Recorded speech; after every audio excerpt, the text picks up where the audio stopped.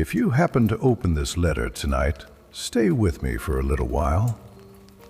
I'm not here to teach you how to live. I've simply lived long enough to know how easily a person can lose hope, and how quietly hope can find its way back. At my age, people often ask what I miss the most. They expect me to say youth, or strength, or the days when my back didn't ache every morning. But they're always surprised by my answer. What I miss most is believing that I had endless tomorrows. When you're young, you spend time as if it grows back overnight. You think there will always be another chance to call your parents, another chance to say, "I'm sorry," another chance to begin. Life smiles at that kind of confidence. Then, one ordinary autumn evening, it teaches you differently. I remember walking home beneath a sky the color of old iron. The wind carried dry leaves across the empty road, and every step felt heavier than the last. My pockets were almost empty. My dreams felt even emptier. When I reached home, I sat in silence at a small wooden table. The room was so quiet I could hear the ticking of the old clock on the wall. For the first time in my life, I whispered words I had never dared to say aloud. Maybe this is all I'll ever become.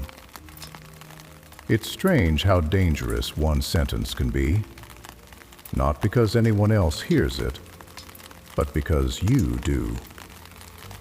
Looking back now, I realize people rarely fall apart because of one terrible day. It's the quiet disappointments that slowly wear them down. The phone call that never comes. The door that never opens. The dream postponed one too many times.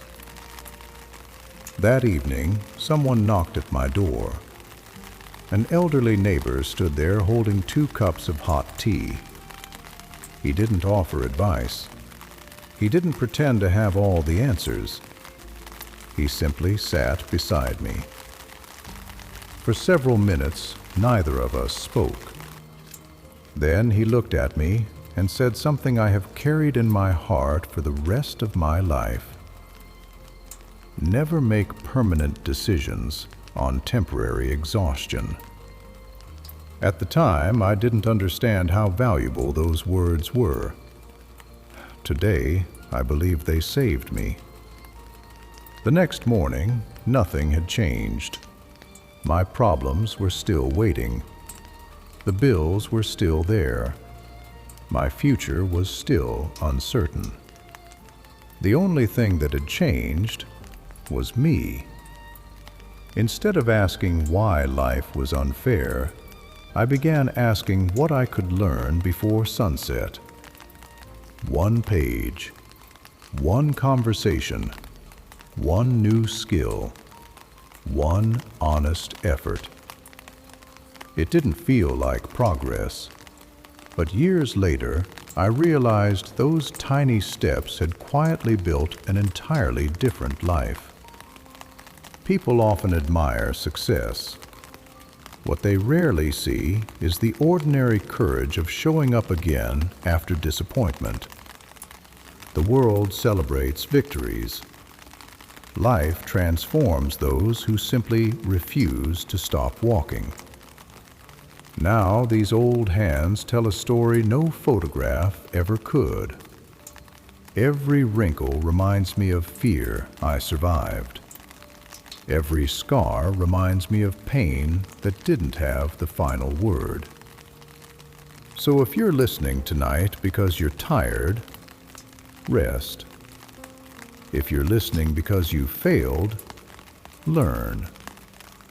If you're listening because you believe it's too late, please don't believe every thought your exhausted mind whispers to you. Some mornings don't arrive to change your circumstances.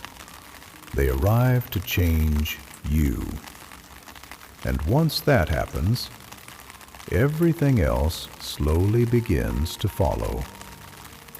If one day you reach my age, I hope you'll remember this letter, not because an old man spoke to you, but because for a few quiet minutes, someone believed in you when you were struggling to believe in yourself.